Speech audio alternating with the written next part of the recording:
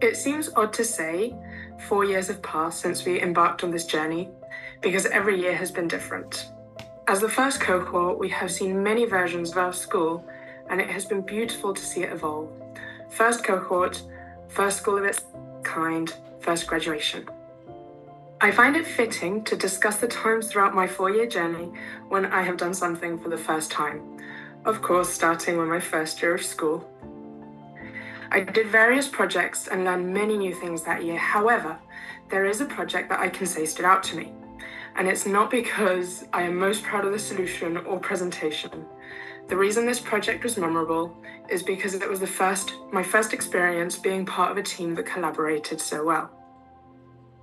While working on a micro-internship for a company called Amani, I was grouped with 3 other girls, and we spent the entire week sharing ideas and working together in a way that made the process more impactful than the result.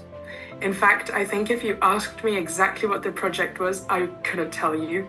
All I can say for certain is it changed my way of viewing collaboration and teamwork from something that people did to avoid doing work to a tool that can make a project even better. That was back when our cohort was quite small, nowhere near the number of learners the school has today. But now I would like to move on to my second milestone, the first ever annual gathering. I was lucky enough to meet various of my classmates during the annual gathering in Tenerife, which also marked the first time I traveled on my own. I remember it was a huge deal to me, and looking back on it was an experience that helped me grow more than I realized at the time. At 15, I traveled alone from Chile to the UK, where I met with fellow classmates to finish the last leg to Tenerife together. I really appreciate that my parents trusted me enough to do that, and that the school gave us the opportunity to meet up.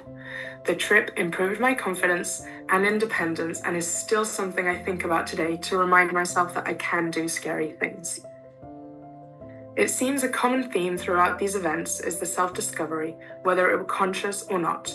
For example, while working on the Understanding Our Minds challenge, I worked on a project called Help Centers, which helped me discover a passion for the topics of psychology and helping people.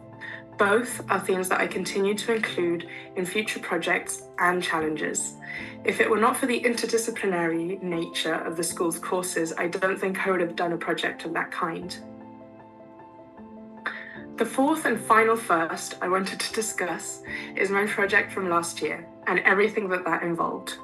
I had to work on an extended project, which for me was a dissertation about my country's economy and environment, with a few other bits and pieces sprinkled in there as well. It was nice to work on a project for an entire year as opposed to just one term, and I felt I could really delve deep into all the themes that I wanted to. But this project also had its challenges. Those of you who don't know, probably very few because I talk about it constantly, I row and train every day. Coincidentally, the first time I did an EPQ was also my first time spending months away from home at a time, training for a major event. And learning to balance school and sports was something that I hadn't really had to do at such a scale before.